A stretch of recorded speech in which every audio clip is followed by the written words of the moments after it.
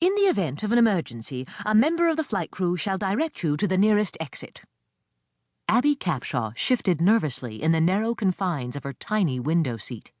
One of these days, she vowed to herself, when she was long past high school and making an actual salary instead of a paltry allowance and some money from babysitting, she was going to spring for a first-class ride. The plane had taken off, like 3 seconds ago, and already her knees were cramping.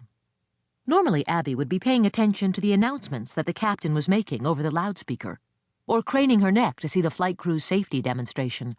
She was a firm believer that one could never be too cautious. She'd seen Castaway. It was important to be prepared.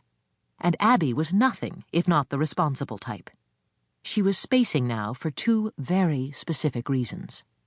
For starters, she couldn't understand a word that the captain was saying. She knew he was speaking in English, because this was a British Airways flight, and, well, he was English.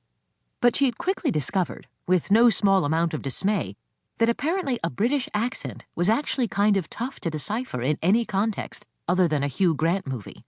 Since boarding Flight 0178 to London's Heathrow Airport, Abby had found herself doing more politely ambiguous nodding than she had, pretty much, ever done in her whole life, family reunions notwithstanding. So listening to the captain was essentially an exercise in futility, though she did note with some amusement that he pronounced direct as direct. Just like Hugh Grant.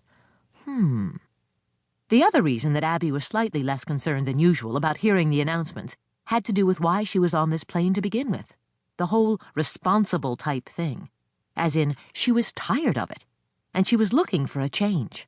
Starting now. Abby's junior year of high school had begun with a vow. Things were going to be different this year. Last fall, on September 13th, Abby had turned 16. She was a Virgo.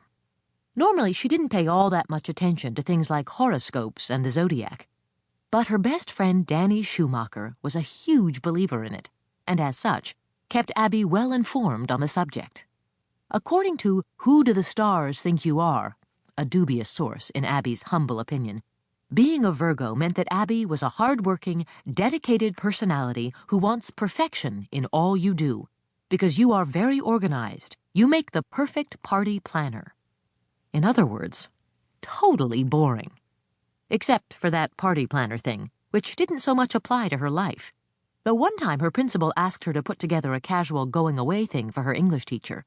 But there was nothing sexy about a party your principal asked you to plan. Abby had to admit to herself that life in New York City was pretty much okay. She went to a nice private school where the kids were decent and down to earth, even though most of them had a lot of money.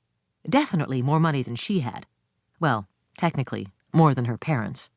She got very good grades and tutored through a peer-to-peer program. She had a small, close-knit circle of friends. Maybe she wasn't captain of the cheerleading squad or anything like that, but she fit in and felt well-liked. Terminally boring. She had discovered that she was a little vanilla. Actually, way more than a little. She needed some flavor, some hot fudge or colored sprinkles. Ideally, she could spin vanilla into hot fudge sundae.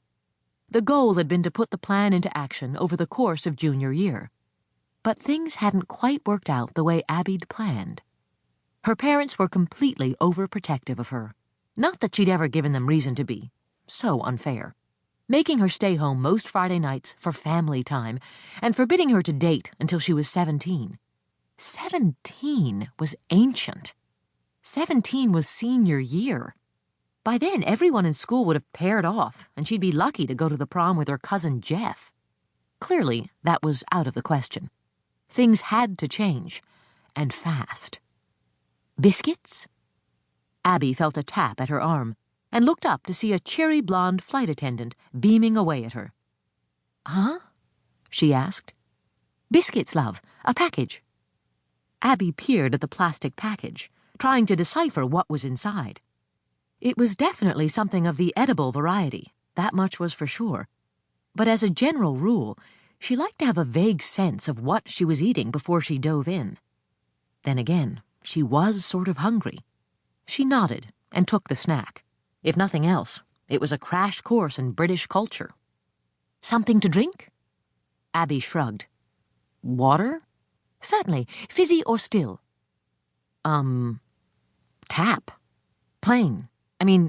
Still. Abby stammered. The flight attendant passed a small, chilled bottle across the row.